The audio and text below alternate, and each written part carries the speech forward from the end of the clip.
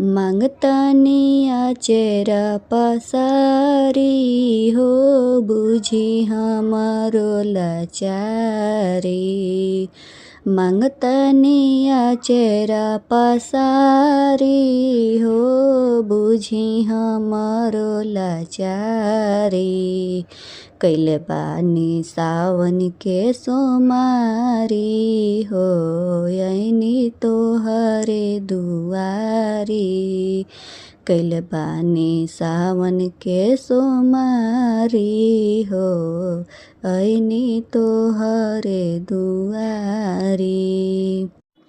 कि हम त काल्हे से ये शिव गुरु भूखल बानी।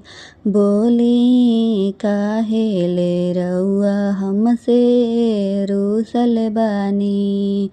कि हम त काल्हे से ये शिव गुरु भूखल बानी। बोली काहे ले रउआ हमसे रूसल बानी। तोहरे ध्यानवा हरदम धरतानी हो, बुझी हमारो लाचारी। तोहरे ध्यानवा हरदम धरतानी हो, बुझी हमारो लाचारी। कैले बानी सावन के सोमारी हो, ऐनी तोहरे दुआरी। कैले बानी सावन के सोमारी हो, ऐनी तोहरे दुआरी। कि अखिया झरझर दोनों हमार बहेला हो। कि शिव गुरु कब करब कृपा हम पे कहेला हो। कि अखिया झरझर दोनों हमार बहेला हो। कि शिव गुरु कब करब कृपा हम पे कहेला हो। तोहसे कहीं ना तो केकरा के सुनाई हो, बुझी हमारो लाचारी। तोहसे कहीं ना तो केकरा के सुनाई हो, बुझी हमारो लाचारी। कैले बानी सावन के सोमारी हो, ऐनी तोहरे दुआरी।